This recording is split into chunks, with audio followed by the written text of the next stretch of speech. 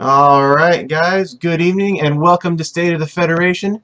This is the Tuesday, July 22nd, episode 7.5. Welcome to the Star Trek State of the Federation Ask Me Anything.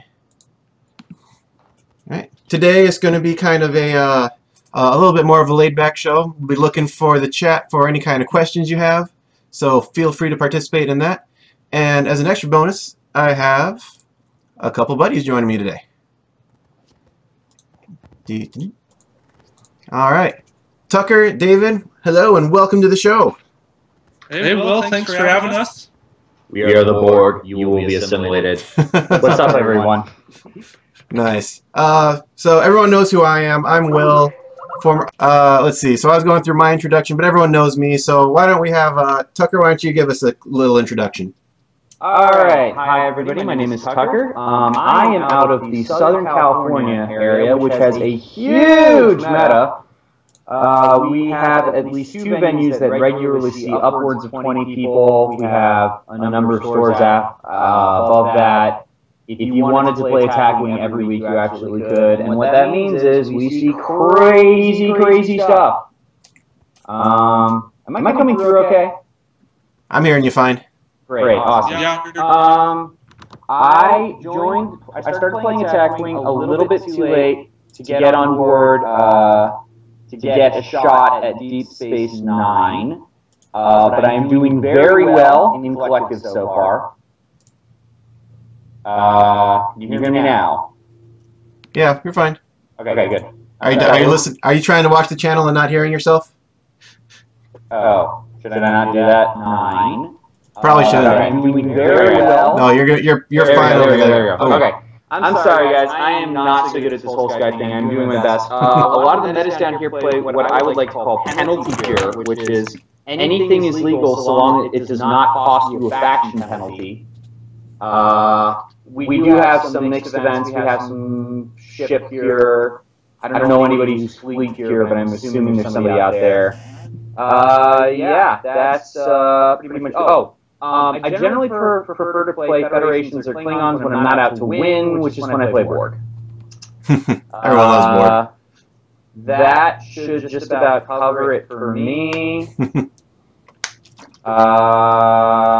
Yeah, that's about it.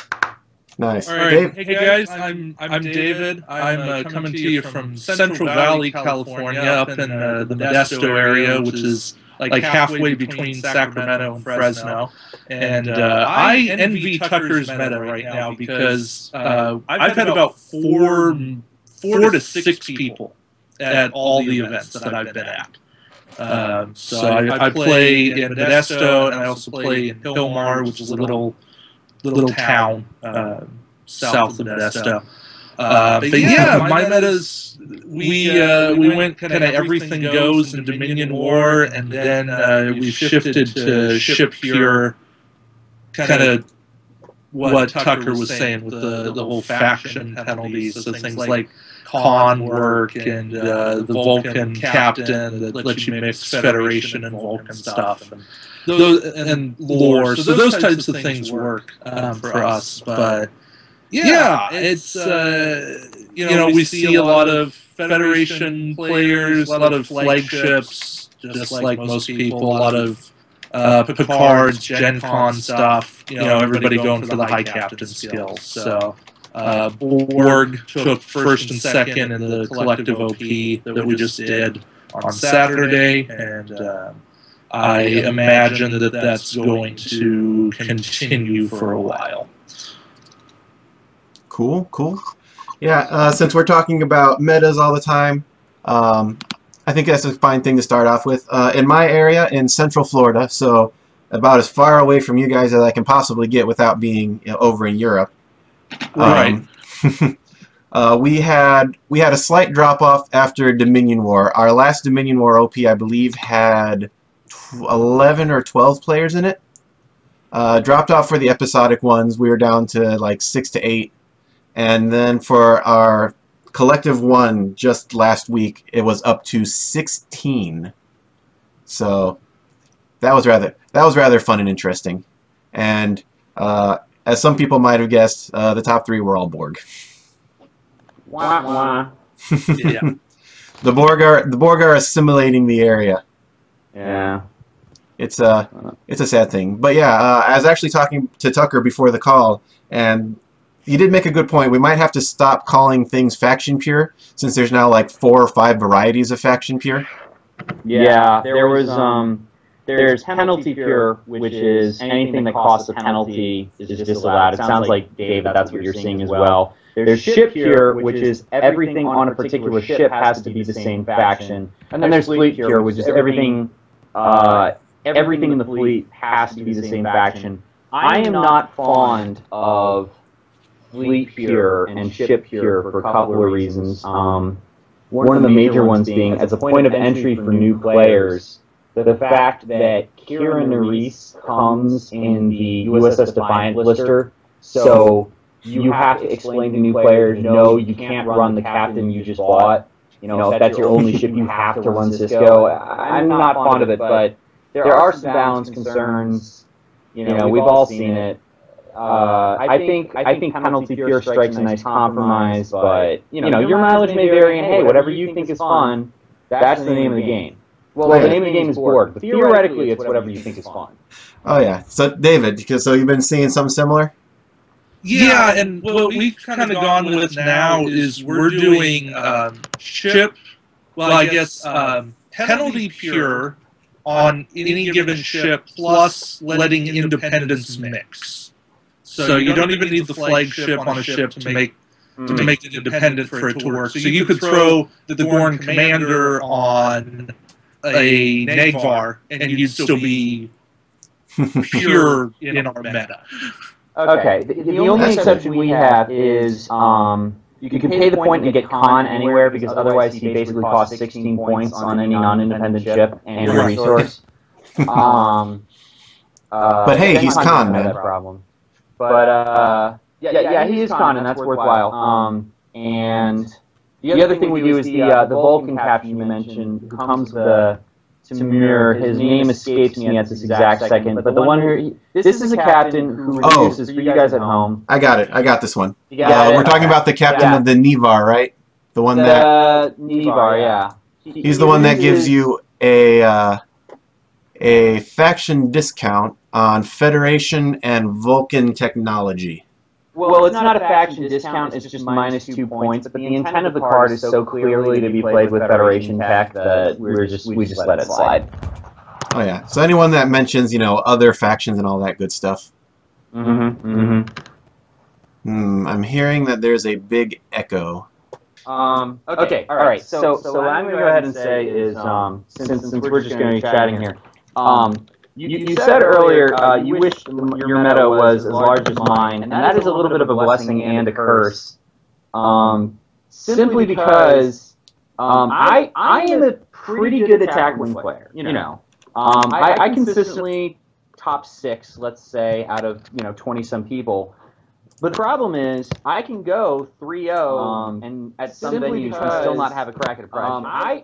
Or maybe not a good attack wing player. Maybe not 3-0, but like 2-1 with 225 fleet points, and that's not good enough, But the problem is, I can go. And it's great to have a large, diverse meta and have the game very supported, but if you're out for the prize ships, like I am, I don't care so much about winning as I do about getting the prize ships, because, for example, my girlfriend and I like to play the Suliban cell ship scenario from the Dakir as a co-op, so I wanted to get some Vulcan upgrades for her to use. Well, I can't afford eBay because I am broke. So I gotta win a thing, and if I'm fighting against 20 other people for the pleasure, Right, makes things harder. Yeah, it's one of the things I've taken over the TO duties at one of my stores, and so that kind of lets me play the other one a little more fun because I'm guaranteed that prize ship is the TO. Yeah. All right. I think we're back and good. It seems that I was trying to broadcast twice through something for some reason or other, Twitch being weird, but we should be back and ready to go. Did I miss anything cool? Mostly me saying why a huge meta is not always a good thing because of the way the limited release system works, but Oh, gotcha. David suggested I become a TO, which is something I've been considering doing anyway. So. Oh yeah, in our local meta, we ended up having someone take over the position of TO, and since we have enough people now, we're getting we're running 2 simultaneous tournaments, so we've got 5 prize ships to hand out and 1 for the TO. So that's pretty handy. Well, what's interesting is one of the stores down here that runs one of the 30 events, which will go unnamed because I love that store and I don't want to give them negative publicity. But what they'll do is they'll order the kits, and they'll give 1 to the TO, and they'll give the participation prizes to everybody who shows up. Blind boosters for everybody who shows up. But they'll only hand out 2 prize ships. In other words, they'll just hang on to the prize ships from the other packs. So it's 30 people still going for just 2 ships. Wow. Ooh, that's rough. Yeah. You have to go. You have to go 3-0 with that. Unless are they going like 4 rounds or something? No, they're still just 3 rounds. And at the other one, by the way, there are 2 that consistently get that many people. The other one, they have prize ships for top 8, but if you're 3 through 8, you have to pay $15 for it. Interesting. Which is worth it. Don't get me wrong. Oh yeah. But and by the way, this is their interesting caveat. You can, if you 3 through 8, you can buy it, but you have to open it right there. That makes sense. Well, they don't want people just eBay listing, which is the point, yeah. Oh, I gotcha. Understand, but I also understand that if you win it, you should be free to do what you want with it. Well, you can. I mean, you can eBay list it, but it'll just be worth a little less, I guess. Yeah. All right. So, getting away from some of the logistics of everything, let's get into some strategy, I think, today. How's that sound, guys? Yay! All right. So, since this is a big, just kind of an Ask Me Anything, I think I'll open it up with a question to you guys. You guys both have Wave 6, right? Yes. Yes. All right. This was one of the ones I asked on Facebook. What was the most disappointing card that you found out of Wave 6? And I have an answer for this too, but I think we should start with David. The Federation self-destruct. Oh, God. Oh, man, that was pretty bad. That's sitting in my card box. It'll never come out. Because, yeah, that's the one that... That's the one that you don't even hit at range 3. You only hit at range 1, and you can't use cheat death. And oh my God, ridiculous. Yeah. So many reasons, but yeah, Tucker, how about you? Well, I am just double checking. I'm looking at my spoiler here, and I just want to make sure that I didn't miss anything. I don't think I did. So here. Can I have do you want some time to think about it? Well, here's the thing. I have 3 choices. And I can touch on them all really briefly, or I can just pick one to talk about. Here's what I'll do. I say start with one, and then I'll go over one of mine. Okay, sounds good. Well, I'll just do 2. Putting aside cards that are just obviously bad, I think actually the most disappointing card to me in this wave is actually, of all things, Transwarp Conduit. Transwarp? Yeah, and the reason for that is, what you said was what is the most disappointing card and what is the most bad card. I mean, if there are bad cards, there are other things I'm going to pick. Oh, yeah. But the reason that Transwarp is disappointing to me is because it's a Borg slot. And that is a huge difference between it and Quantum Singularity. Because as a tech, all right, you're fighting against Feedback Pulse, but you can get that off a sideboard, you can get that on a flagship. It's just not worth a Borg slot. I mean, it's going up against things like Assimilation Tubules or Ablative Armor. And there's an extreme corner case use for OP2 that I was talking about with before the show. But I don't really see myself running it over something like that. Now, you guys are feel free to disagree with me. David, do you agree with him? You know, I think it depends on what you want to do with your ship. Because I'd say most of the time, if you're running a tack cube, you're looking at hull armor before you go for the Anything else. Because it's just cheap. But, yeah, the transwarp conduit, it has its uses, especially... I can kind of picture being pinned down by maybe like a Klingon swarm, and it lets you get out of there. So, and then you'd be able to come back behind that swarm. It's useful. I understand. Yeah, the slotting of it's terrible. If it was a tech slot rather than a Borg slot, it would be a great card. Yeah. I can see the disappointment that exists there. I don't know. I haven't run it yet.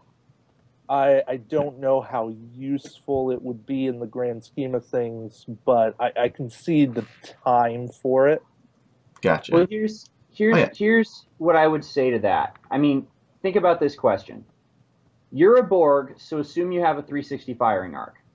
Would you rather have a transwarp conduit, or would you rather have an ablative armor to help you survive that swarm and then just move past them and shoot them from behind? Yeah, I'd rather survive. Now, see, you bring up a good point, and I actually ran a transwarp conduit in one of my events because I actually was that 1 point short of not having the hull armor. I was using a Soong, so I had an extra Borg slot, and the points just didn't add up. So taking transwarp conduit actually, I think, is better for like something like a Soong, maybe better than for the tack cube or the sphere. But it definitely has its uses, especially if you're not using all of your Borg slots at the time. Because tech slots can be pretty darn valuable too. Tech slots are probably one of the best slots to have. Right, and it's worth mentioning, on the Soong, it's a lot better than it is on the tack cube and the sphere, because the Soong doesn't have that 360 arc. Right.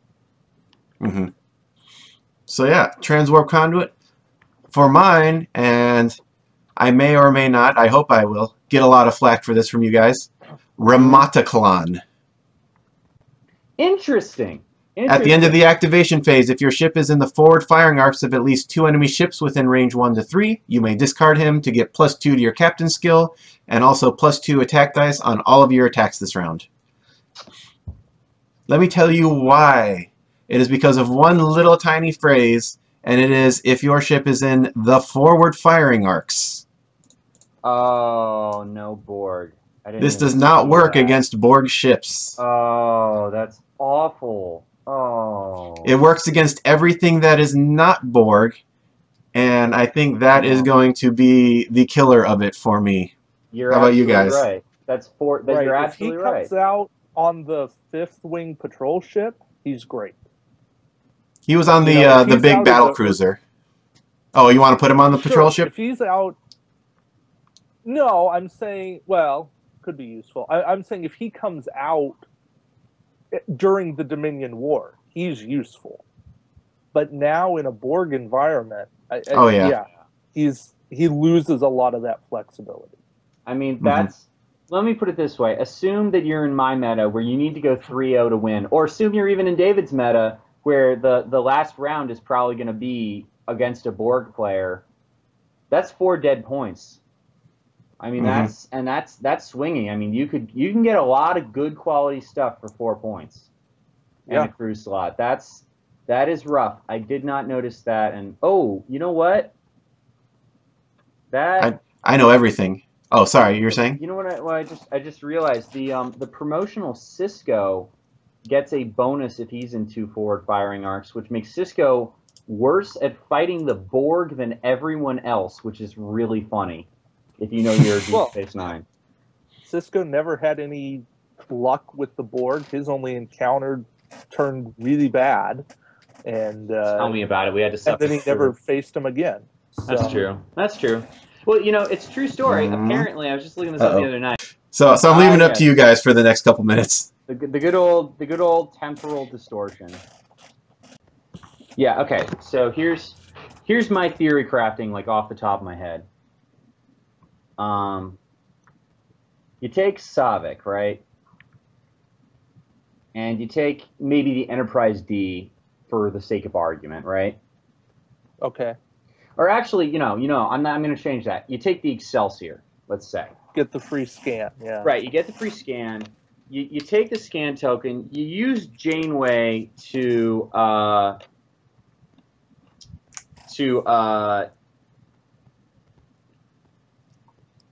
that's not even going to work, though, is it? Unless you need a flagship. Hold on, let me figure that out.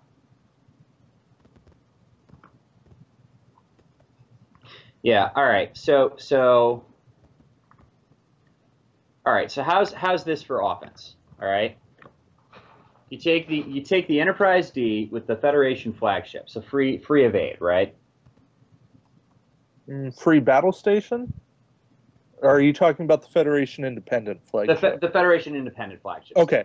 So here's what I'm thinking. All right. So you put Janeway, you put SotF, and you put you put Janeway, SotF, Voltaine, and Tom Paris. Costs you 53 points, which is a lot. Sure. But your stat line is 5165, which is respectable for that price. Right. And here's what you do. Every round, you get your free scan from the Excelsior, right? You re-enable SotF. Okay. Well, hold on. You just said you're doing this on the D. Right. And then you said free scan from. Oh, I'm sorry. I changed my mind. I built this with the D. Let's do Excelsior. Excelsior was the battle plan. Okay. Let me just rebuild that really quickly to make sure which will save you like 2 points anyway. So that's nice. Right. You lose the attack die. Yeah. You get 4165 is still playable. It's not as good. Right. Well, and with Paris 4-2, so. Right. Well, that's going to come up in just a second here. So we got Paris, we got SotF, and we're going to put on there what is his name? Voltaine. Right. Okay. So here's what we do. We get the free scan. Right. We re-enable SotF. Right. Okay. And then we double evade. Okay. I like it. Right, so we attack with 4 dice, reroll with Voltaine, -1 defense die. Then we disable SotF to make that a 3rd evade token, and now we're rolling 2 defense dice with 3 guaranteed evades. I buy that. That'll keep you in the fight for a while. Right, on a 4165, 51 points. Next turn you take a green. And the green isn't the best, but you have a 180 firing arc. Or a 4265 with Paris, I guess. So, I don't know. There are disadvantages. But anyway, so we're broadcasting again, yeah. So, yeah. Basically, what happened during the break, while Will trying to fix things for all you guys listening at home, is David and I were talking about SotF, and SotF is a 3-point Federation crew member that says you may disable this card at any time to replace 1 scan or battle stations token that is beside your ship with 1 evade token. And both Dave and I were disappointed by this card, and we were just trying to find a use for her. I threw together a quick Excelsior build, which is what we were talking about. But I am just not impressed by her. I mean, what do you think, Dave? I typically shy away from crew that I have to throw a bunch of stuff in there to make them work. Yeah. Because if something happens to any part of that chain, it's messed up. And then I feel like I've wasted it. Now, what you're talking about, really, you're throwing together things that will still work even without. Like, I mean, if SotF disappears, not a huge loss. If Voltaine were to disappear, not a huge loss. If Paris disappears, not a huge loss. So, you know, it's not like it's not a crucial thing. It's not like you're trying to do Janeway to double scan with Valtane and Mr. Spock to, you know, get the battle station conversion. So, you know, it's a loose conglomeration of things rather than a sequence of upgrades that all kind of trigger off of each other. So something like that would make me at least look at Savik. Yeah. But for 53 points, you want more. I want something that's rolling more than, well, I mean, 4 attack dice, re-rolling blanks, fair amount of hull, fair amount of shields. 3 guaranteed evades per turn. 3 guaranteed evades per turn. You're going to be doing damage. But the problem I have with it is you're chipping away. Yeah, and at this point, like, let's be real here. You could just run a Borg sphere, and for 51 points, you could do a lot better. Yeah. I mean, and I realize, to all you listeners at home, I realize it's a crappy comparison to make. Like, yes, we all hate the Borg. We're sick of the Borg. We're sick of the Borg winning every single OP. But it is what it is, and it's what we've got to play around. Is this good enough to fight the Borg? Survey says, not so much.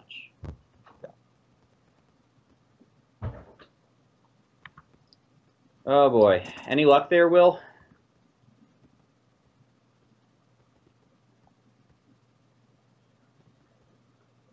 I guess not.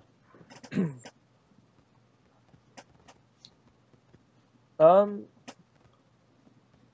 so why don't we move on? Do you have any other cards that were disappointing to you? Not really. I mean, diversionary tactics could probably be better, but cannot attack your ship this round can be clutch. I mean, all right, so for you folks at home, Will has just told us he's going to talk to us through Skype, the chat. So all right, guys. So the way this is going to work, which is going to be really weird, is I can't hear what they're saying, but they can talk to me through our Skype chat, and I will try to throw in some useful information here and there. I heard earlier you guys were talking about Savik and stuff, and that was really actually kind of neat, but it's fun. So other cards that were disappointing, diversionary tactics. I mean, the can't attack this round. I am fond of anything that says, I can attack, but you can't. Right. Well, in diversionary tactics, for anyone not having the card up, says action, discard this card, and one of your crew to target a ship that's within range 1 to 2 of your ship and not in your forward firing arc. That ship must discard one of its crew upgrades, its choice, and cannot attack your ship. Now, first of all, what is this best on? Borg. Why? They don't have a forward firing arc. So, right. You know, they can be right in front of you. Yeah. We're going to shoot you, and you can't shoot us. Yeah. And this is good on anything that has a rear arc. A lot of torpedo boats might like it. Right. And oh boy, we're getting some messages from Will.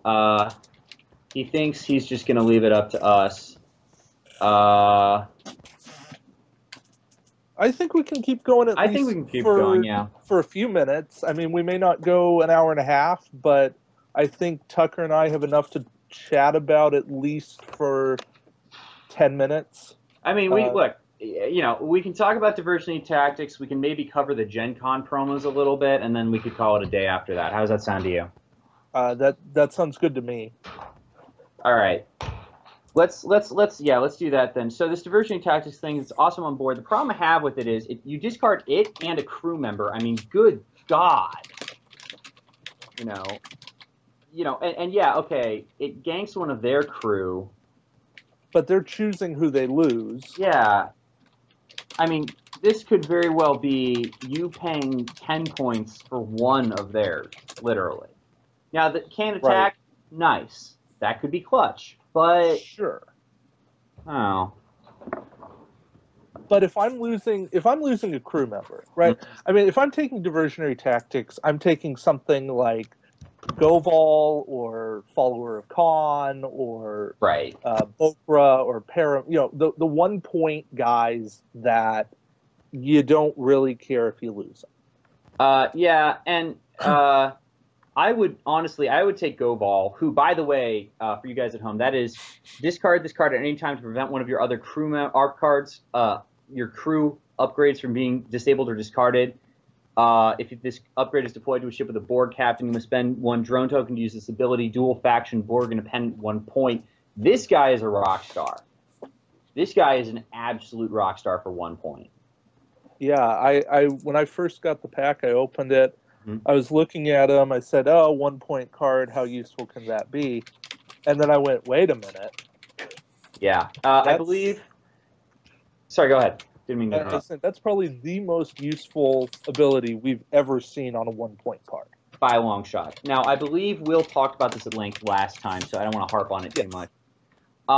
But yeah, diversionary tactics, it has its uses, but for 5 points, an elite talent slot, and a crew slot, I mean, at that point, why not just run conditional surrender and Lee Nahus with Wayun or something if you are into attack cancellation? Right. Or the whole conditional surrender shroud. Yeah. Shenanigans. Yeah, I mean, if you're, it's hard to justify diversionary tactics in a world where conditional surrender already exists. Yeah. And this is not a hard card. I mean, I was talking with Will before the show about this. You can easily steal it with a couple of crew ganking stuff. You can get it with. You can steal it from your own ship with superior intellect. It's just even in ship here is what I'm trying to say. It's fairly easy to get in on your ship. Right. And that actually might be a good transition into the Gencon promos. Because talking about ways to get a Ferengi elite talent on a Dominion ship, ...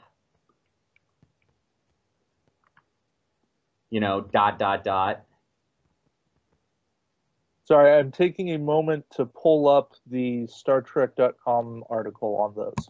I just linked it to you in the Skype chat.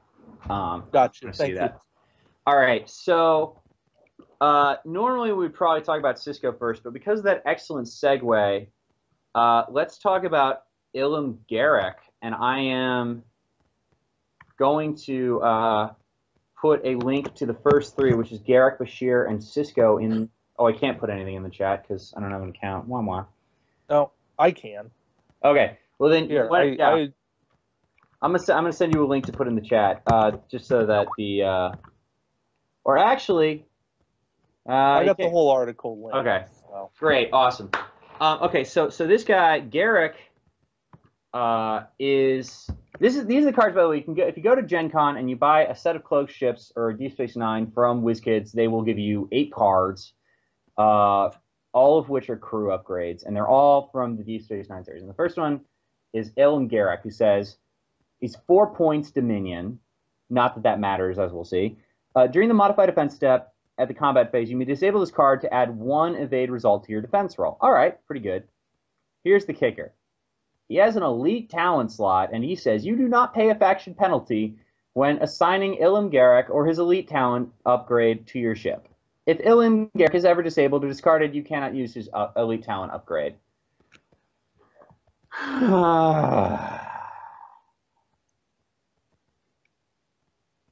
Yeah. Yeah. So, for those following along at home, ladies and gentlemen, you can now put Wayun conditional surrender on a Dominion pure, for penalty pure at least, ship. If you couldn't hear that was the sound of me facepalming. Yeah. I mean, there's nothing else to say about this. Any Dominion ship with a crew slot, and I think all of them have at least 1, off the top of my head, As far as I know, yes, barring the Hideki fighters. Yeah, but yeah, and I just looked. Every single Dominion ship has at least one crew slot. So any Dominion ship you want, if you want to pay a grand total of 11 points, you can get Weiyun conditional surrender and a crew member for it on your ship. That's great. That's fantastic. His other ability is not so bad, but really that's what people are going to be. Yeah, except you never want to disable Garrick, because once you do, you can't use the talent. Well, if somebody ganks your talent or something, like, I could see him being useful, but... Or if you've already fired, then you disabled, get the... Yeah. Yeah, but for the most part, you're not going to want to disable him because of things. Right. Yeah, so Garrick's going to be a big problem. Now, I hesitate to say that it's game-breaking because we have the Borg. Well, but the other problem is, in a world without conditional surrender, this card is entirely fair. Right. You know, he's good, don't get me wrong. But, you know, elite talent slot, because, I mean... Yeah, I mean, elite talents open up a world of opportunities for captains. Right. And how many times have you wished you could throw an elite talent on a low-skill captain? You know, maybe Mirok on the Romulan captain who, when you do a green maneuver, you get a shield back. I mean, there's reasons that you might want a talent with him. Or engage. Right, engage on something like Decker or... well, I don't know about Decker, but you know, there's options. There's all kinds of stuff around. And I will say this, touching on that, the factions that Garrick most helps are probably not the Federation or the Dominion, because number one, those are the folks that lack elite talents in general, and number two, those factions just got admirals, which for a comparable cost do basically the same thing. Right. And give you captain insurance. Right. And don't cost an upgrade slot. Right. Right. So, yeah, I mean, Garrick becomes helpful for Bajorans, I'd say. Get an extra I am Cone Ma. That's awesome. Yeah. He becomes very useful to Romulans and some, at least, Klingons. Absolutely, because, Klingons. You know, like Worf, I love Worf. I wish I could take an elite talent with Worf. Now I can. For 4 points. Yeah. And you can pretend that Worf's got him chained up, like in the Mirror Universe. Nice. Nice reference there. What is this? Garrick Will is plus... saying... Yeah. Go ahead. Garrick, Go for it, Tucker. Savick, and the Doctor. That's the a lot of Doctor evasion. Lets you re-enable 2 crew members. Oh, that's cute. I like that. So we were talking about uses for Savick earlier. There you go. Use a scan token. And Garrick to just forget the elite talent entirely and just use him to modify your defense all the time. Oh, that's silly. Ha. You do that on top of double evading with Janeway. That's 4 guaranteed evades on top of any dice you're rolling. Right. It's cute. It's real cute, Will. And this is why Will is the armchair admiral. Right. And we're merely captains. Or Commodores. commanders or something. Commodores. Yeah. I like that. I don't know if I like that so much, just because if you think about it, almost every Commodore they've ever shown has been ass, like, what does Yahtzee say? Pants on head retarded? Yeah. I shouldn't say retarded, I'm sorry. But, yeah. You know, and one of the things with the Gencon promos, and not talking about exclusivity or anything, but the cards themselves have a theme of helping factions that aren't their own. Yeah. Now, I will grant you, to rule the Romulan crew member, she just made the Valdor about 10 times more useful. So to rule, for those who are at homes, 4-point Romulan crew member. Add 1 tech upgrade slot to your upgrade bar, which is what David is talking about there. While your ship is cloaked, during the roll defense dice step, you can roll 3 fewer dice and add 1 evade. And if the cloaking device upgrade card is deployed to Rule's ship, you do not need to disable that card when you perform the action listed on it. Okay, so speak to me about the Valdor, because that's where you're going with that. Right. Well, interface generator, big thing. Mm-hmm. Big help for the Romulans. Mm-hmm. Big reason you want it. I mean, it works well on the Khazara or the Ajmer, Mm-hmm. the 2 warbirds. But the Valdor, with a tech slot, having interface generator, with its firepower, that lets it stay in the fight just that little bit longer, and that 1 extra turn that it's alive could make all the difference. And this is a ship, by the way, that natively, the Valdor is natively a let me pull the stats up right here. 4-2-6-3, I think. 4-2-6-3 with the option, if you perform a green maneuver, add +1 attack die. So that's a 4-6-6-0 when cloaked. And I mean, remember, this is a card that can take Yes, Will is bringing up something I love. Just to finish what I was saying there, it can take 3 of those 6 dice and just turn 1 into an evade, which statistically is about what you're going to get. So what Will just said is Galgathong also loved the extra tech slot, and this is my baby. So yes, I will say that Galgathong loves the extra tech slot because of advanced cloaking, which is a card from the blind boosters, 4 points. It basically says what you can take an Aux power token instead of flipping your cloak when you attack. So the Galgathon can basically fire torpedoes, I should say plasma torpedoes, non-stop with that. Right. And for something like 30 points, which for a torpedo boat is very affordable. Yeah. I mean, that's the kind of point you're looking at, like on a Reliant Quantum good captain. So yeah, I mean, 30 points is a very reasonable torpedo boat ship. Yeah, and now Tarul becomes useful on the Defiant with a cloaking device, or like those mega Voyagers. Well, here's the best part though. It says if the cloaking device upgrade card. Here's the best part. I just double checked. The Dominion cloaking device is also called cloaking device. Right. So she works with Federation and Dominion cloaking devices.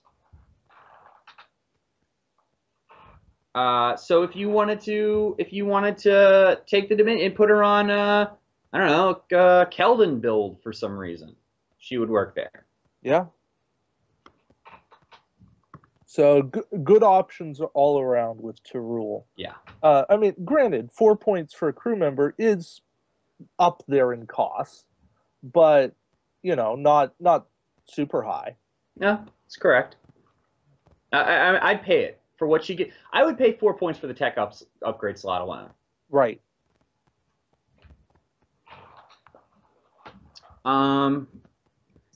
Trading a crew for a tech upgrade is something that is very. I mean, that's. Forget interface for a second. I mean, that alone, if you're willing to pay like 12 or 14 points or whatever, like that'll get you feedback pulse on whatever ship you want. True. Which is pretty good. Pick another card to talk about. I don't know. I was just reading Takar, the Klingon crew. Yeah. Kill everything. He says action, if your ship's not cloaked, disable all your remaining shields. Target a ship range 1 to 2 that's not cloaked and has no active shields. Very situational. Yeah. But, Borg, if you can eat their shields away, which is feasible. So there's times. You discard Takar and 1 crew upgrade of your choice on the target ship, then disable the captain card and all remaining crew upgrades on that ship. Now, granted, Borg won't have that many crew, so he's not the most useful thing. But being able to disable a Borg Queen if they're running Borg Queen, or Locutus, meaning Picard. He's got some options.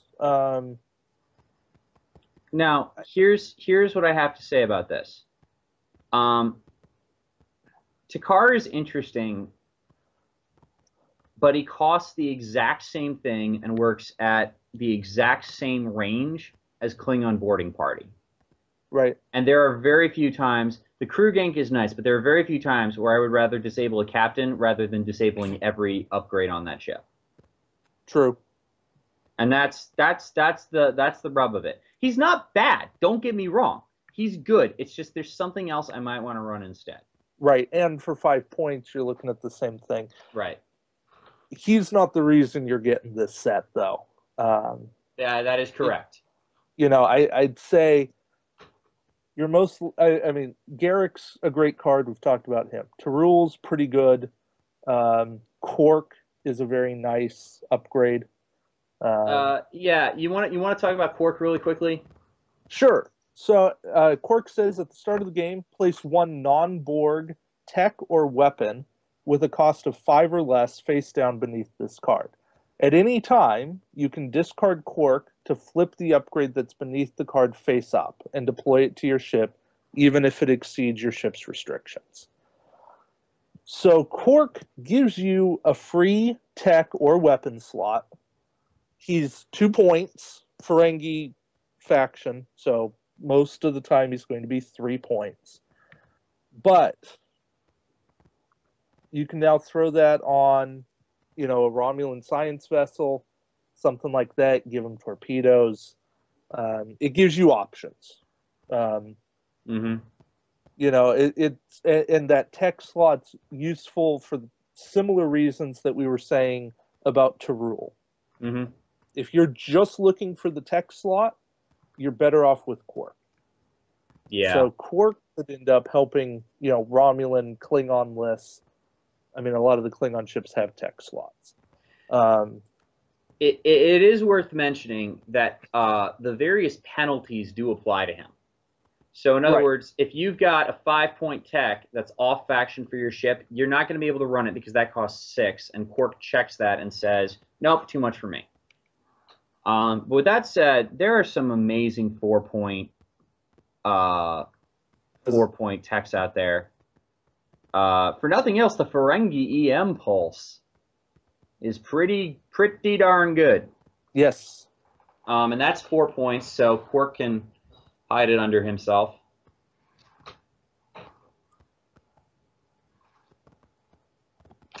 I'm just one thing I would really love. Obviously, by the way, he goes that Vulcan captain we mentioned earlier. His name escapes me again, but the is it Nivek or something? I am looking that up for you real quick here.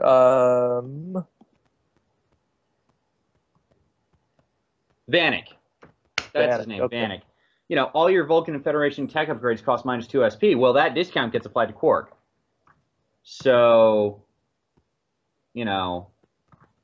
that lets you run bioneural circuitry under Quark on any ship. Yeah. Or high-energy sensor sweep, or I don't know. Which are useful cards. Yeah, they're useful cards. Sensor grid for anti-cloaking tech. I mean, that could really...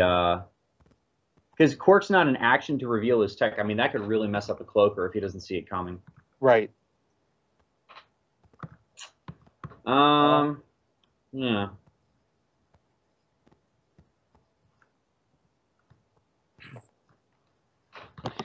All right. Well, I think that's probably about it for Quark. Yeah. Let's Will has it on the screen. Let's talk about Odo a little bit, because this guy is ridiculous. Yeah, he is certainly a very useful card. Oh my god. So yeah, you go ahead. You go ahead. You start out. So for text purposes, he says action, target a ship at range 1 to 3, even if the ship's cloaked or has active shields. Disable Odo and 1 upgrade on the target ship. If the upgrade you disabled is a crew, you may then use that upgrade's action as a free action this round. I mean, good God. First of all, this is also an independent card, so for all you people at home that play with independence on any ship, I mean, good God. This is O'Brien on steroids. Yeah, Will's saying Miles O'Brien meets the Jem'Hadar guy. Yeah. That lets you use the action. It really is. I mean, Odo, while 5 points, is still... I mean, now, the thing to note here is Odo is a disable, not a discard. Right. So you might be able to pull him off 2 times, 3 times, maybe. Depends on the ship. I mean, if I see Odo on your ship, I'm targeting it. Well, let's talk about... I mean, we'll get to him later, but Bashir makes a great friend for Odo. Yes. But keeping just strictly to Odo, I mean, this is a guy... Oh, man. If I wasn't Borg and I could put independent people on my ship, this is about the first thing I'd put on there. I mean, this is just... Unless I'm running, like, Fed with Admiral Kirk or something, this is just relentlessly good at disabling. Right. And you get the action. God. Yeah, I mean, I know that the TOS Sulu's fallen out of favor in a lot of places, but there's still really good crew with action abilities out there. Oh, yeah. Now, a lot depends on what you're up against. But, yeah. I mean, Odo's got his uses. He really does. I personally don't run a lot of crew, so I'm not super worried about Odo. But I mean, Odo even taking out like Bohica in a Ducat Bohica on a Keldon class. I mean that hurts. Well, it's not even just that. I mean, just the disabling alone, especially if you have oh, once again, Will comes up with something that I didn't even think of that is absolutely brilliant. Will says, Odo does not say enemy ship. Right. So you can use it on a friendly ship to get a discard-only effect without discarding. Right. Which is very useful. Yeah. You know, and I guess Odo's going to play into collective OP2 as well, from the sense of he can knock out your ally, and I'll use ally in air quotes. Ally. You know, and use their stuff for your own good. Yeah. We're not going to delve into OP2. No, that's a whole different can of worms. But I should tell you about my plan for that sometime. It's silly, but it involves transwarp conduit. So sounds reasonable. Yeah. Yeah. Odo, man. Odo has a lot of uses. Odo has a lot of uses. You want to talk about a guy who has no uses? Vic Fontaine. Or I shouldn't say that, but the hell with that guy. Yeah, so he's kind of like the Doctor, the EMH, in that he can be a crew or a tech. Yeah, but you don't want to use him as either. Yeah. If an enemy upgrade would affect one of your crew, roll 2 defense dice. If you roll at least 1 evade, ignore the effects of the enemy upgrade. You do not pay a faction penalty when deploying this on a Fed ship. Nobody played Kira. Nobody's going to play Vic Fontaine. Right. And it's just because the things you worry about messing with your crew aren't worth 3 points. Correct. And a crew or a tech slot. Definitely not a tech slot. Will may disagree with us here. He's typing something. He very well might. And I'm sure there's exceptions. Vic Fontaine does not specify enemy crew. He can be used against assimilation. Yes, he can be used against assimilation in OP1. That is correct. I still wouldn't run him. I mean... Yeah, I mean, considering I didn't see anyone running Wayoon or anything that helps save crew. I could see it. I definitely see where that's coming from. You know what though? You know what though, Will? I just realized it's if an enemy upgrade. It's not an upgrade. It's an effect of the OP. It's a rule effect.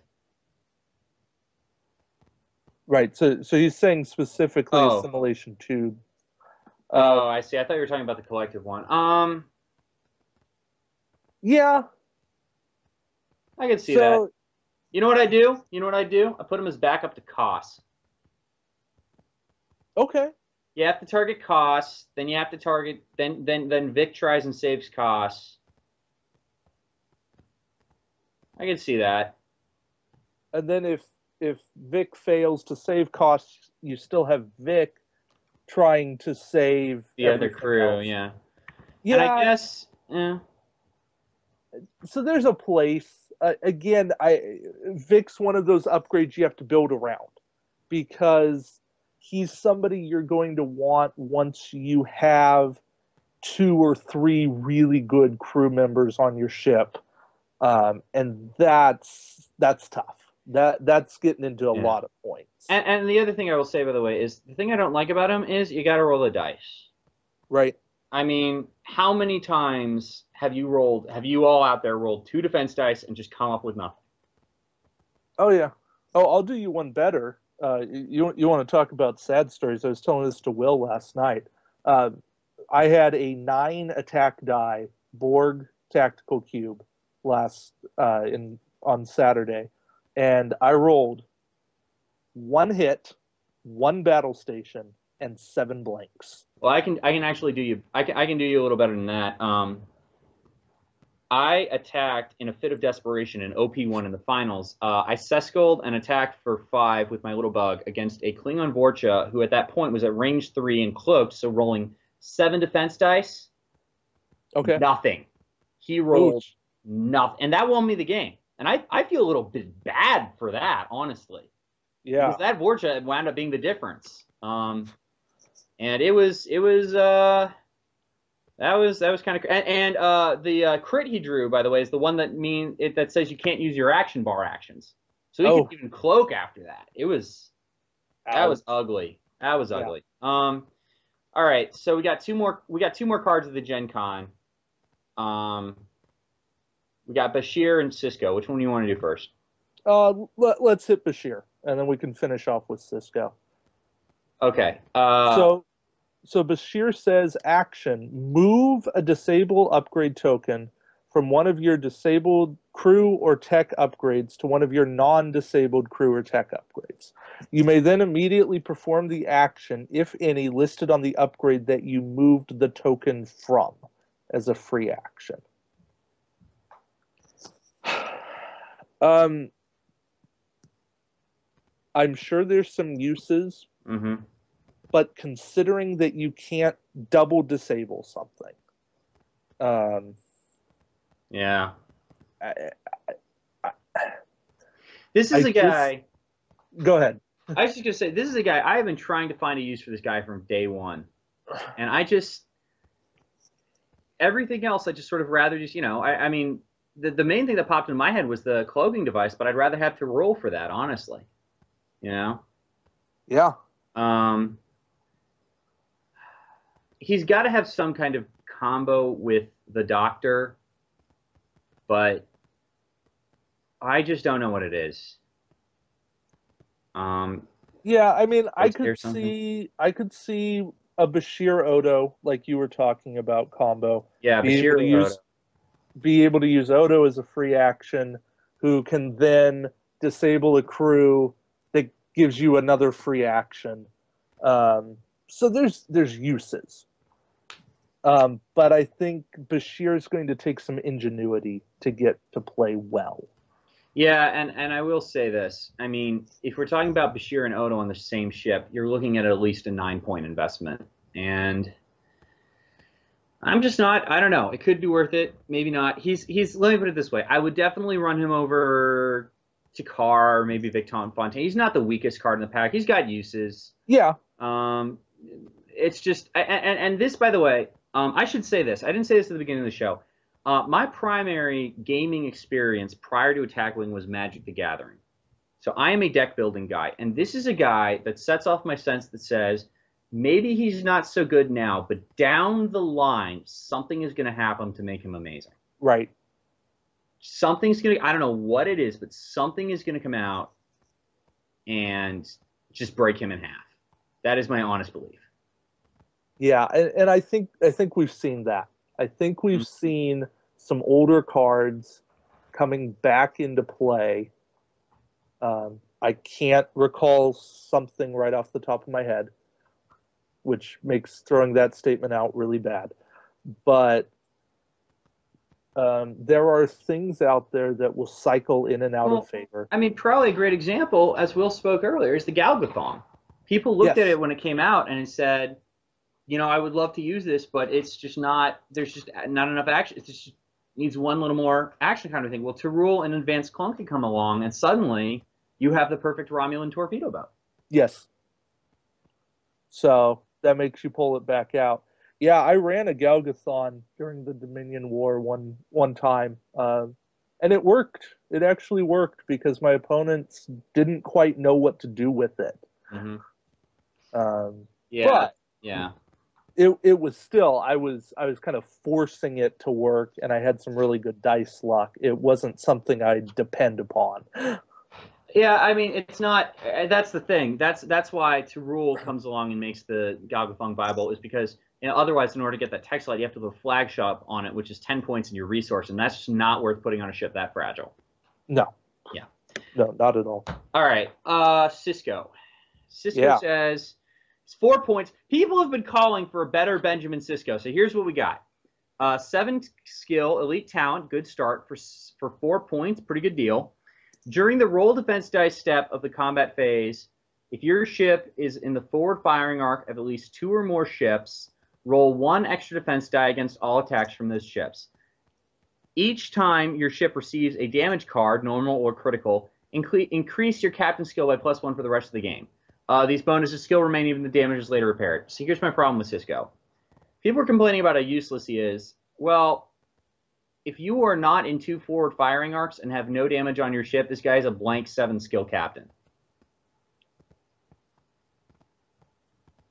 Or a blank skill 8 or a blank skill 9. Yeah, yes. I mean, even with the damage card. Well, a blank skill 9 or skill 8 is that'll put you ahead of a Borg Cube or Martok 8, but a blank skill 7 and is Benjamin Maxwell. Really? Yeah, basically, and I'd rather have Benjamin Maxwell, because the fact of the matter is I am of Will's mind in that I do not like cards. This is a thing we discussed regarding some OP2 things. I do not like cards that requires your ship to get hit. About the only one of those I've ever really liked is Seskull, and that's just because it works with the Kraxen really well. Yes. Alexander's not bad in that vein. More or less, but I mean, I don't want to stray too far on this. But this is not a card. This is not a card that I am just. I'm just not blown away by this card. And here's the question: would I rather run Ben 6 or Ben 7? For me, easily Ben 6. I would rather run Ben 6 every time. I'd rather get that. Yeah, the 1 die reroll is big. And I mean, you can use it to reroll things like Reginald Barclay from the blind buy. You can reroll. Hell, you could reroll Vic Fontaine protecting whatchamacallit, Koss. Right. Because it just says 1 of your attack or defense dice. It doesn't say during an attack, during the combat phase. It just says 1 per round. You can reroll it. So, hell, I mean, hey, Warp Core Breach. Warp Core Breach. Assimilation token from OP1. Reroll your attack die to see if you get the crit. True. Yeah. And so to me, Ben 7. Lots of uses for Ben 6 and Ben 7 just not. And that first whole part about the multiple forward firing arcs, blank against the Borg. Yep. Just like you were saying earlier with or like Will was saying earlier with the Dominion guy whose name escapes me. Ramaticlon. Oh yeah. You got to have those forward firing arcs, which is a really annoying ruling that they put out, but it's so much better than the alternative, though. Yes. I mean, imagine a Borg. Imagine a Borg sphere or cube or something with counterattack. Oh yeah, it would. I mean, if you get hit, you get a free attack every turn. I would never stop running that. Good God. No, that would make people cry over Borg even more than they already do. Yeah, and not that I'm going to blame them. I mean, the last two, I've been in 2 collective OP1s in the last week, and Borg won in both. Spoiler alert. So yeah. Will's typing something. I want to see what he has to say.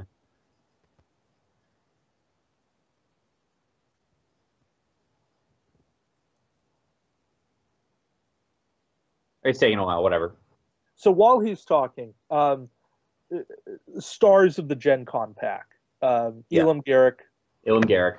Probably #1 card in there. Yeah. Or at least 1A. Tarul, certainly useful. Yep, I would agree with that. Odo is certainly useful. And Quark, certainly useful.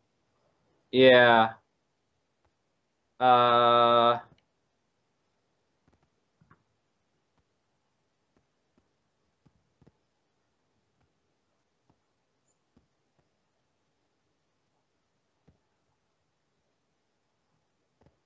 Okay, so what? So Will just sent in a message on the note of Bashir and said, you could use Bashir to activate a card, to take the card's ability as a free action, and you would get things only disabled instead of discarded. I will say this, Will. I've been turning that over in my head, and I think that you might have to discard them because you're taking the action that's printed on their card, and their action does say to discard them. With that said, I see your interpretation for sure. I really do. And I would expect it to be FAQ'd at some point. And until then, it's not something I would depend on without asking my tournament organizer.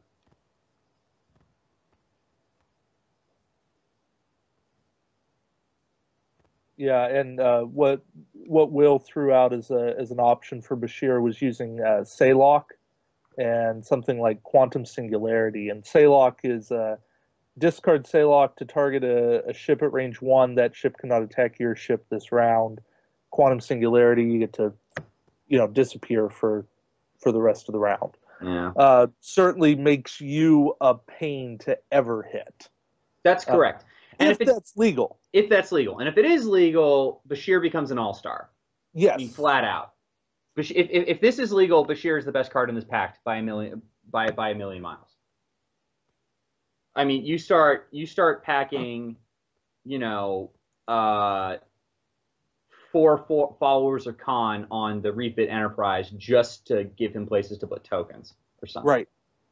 I mean, it's right, and you throw a flagship on there, so you get a 5th crew slot. Actually, you throw the Doctor on there too. You have Bashir activate the Doctor and remove all the disabled tokens. I mean that. Right. Yeah. The Doctor, by the way, is an upgrade.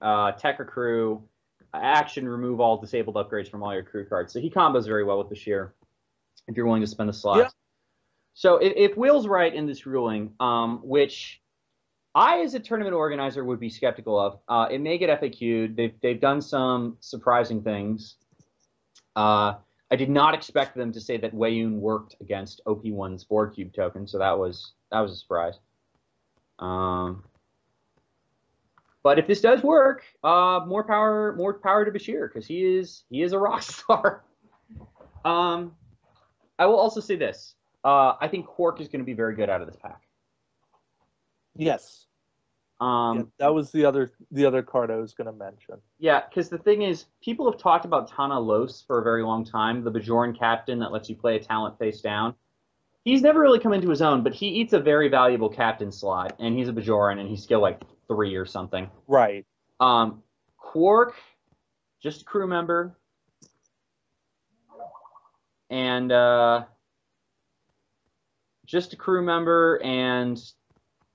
he'll just flip something up and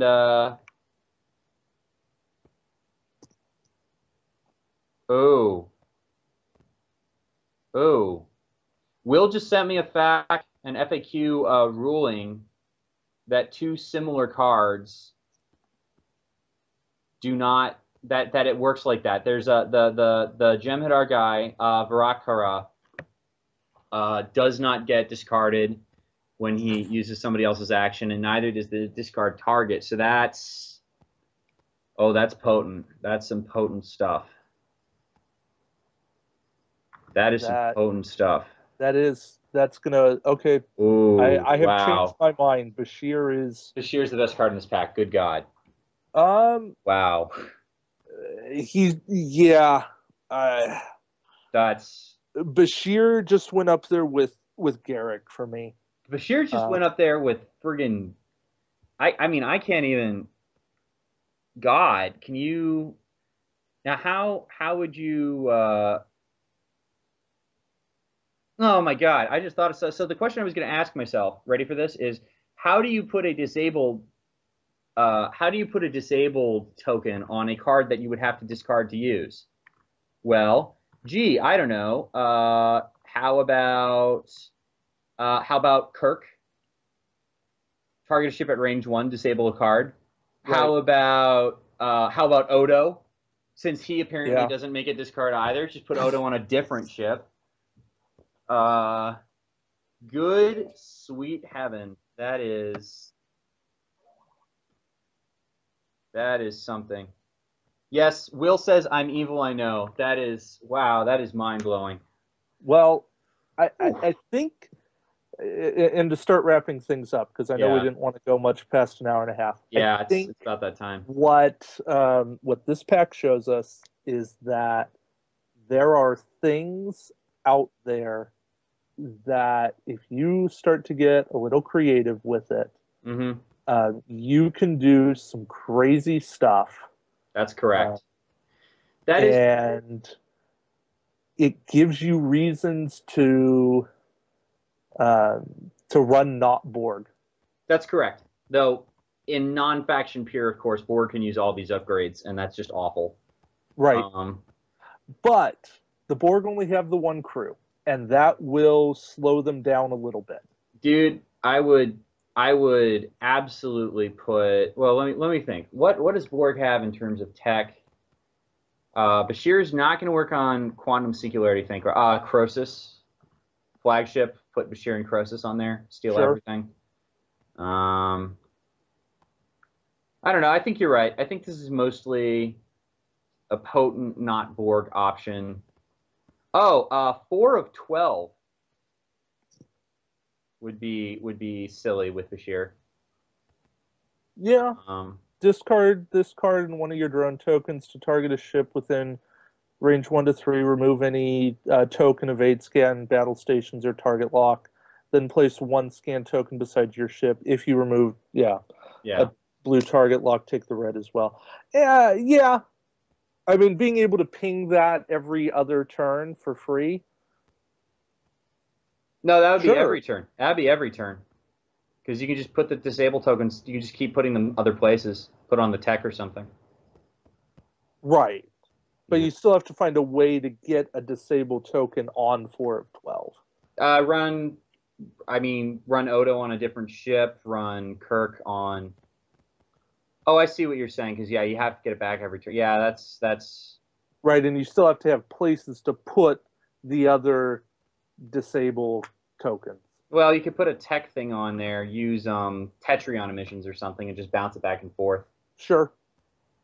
That's stupid. That's really dumb. Wow, that's almost upsetting. I knew my Magic player senses were right. I think one of the biggest things I've learned in playing this game and talking about building fleets and doing different things is that there's a lot of different directions you can go with a fleet, and you kind of have to pick one or two things you want to do and then do them really well. Yeah, that's correct. But there's, if you try to account for every possible thing, you will do nothing well and you will lose often. Or your Borg. True. Which is... Well, I don't think we need to say any more about that. Nope. We should probably start thinking about wrapping it up. Yes. Oh boy. So that Gen Con pack, get a buddy to go to Gen Con to pick it up, I guess. Yeah. That's And pay him or her well for their troubles. yeah. And let them keep Cisco because who cares? True. All right. Well, Tucker, it's been fun. Been a great Will, time. it's been fun at least hearing what you have to say in response to what we've been saying. Yeah, Will, I gotta say, for somebody who can't talk and is 30 seconds behind the rest of us, you're still managing to come out with some of the best suggestions in this show. So I am impressed. I am very impressed. Good job there. And it has been a blast with both of you. And I guess we will see you guys next time. Yeah.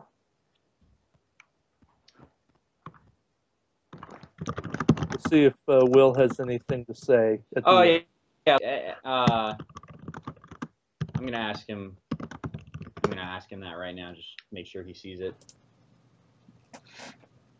Hey guys, thanks everyone for showing up. Sorry about the difficulties and everything. I'm still like 30 seconds behind you guys, but yeah, glad you guys were here. Sorry to leave it all on your shoulders and stuff, but yeah, quite a blast, and sounds good to me. Thanks everyone for being here, and I'll talk to you guys a little more on Skype just after this, but sounds good. yeah, Sounds good. cool. Thanks everyone, and you guys have a good night. Yeah, take care, guys. Have fun playing. Remember, resistance is futile.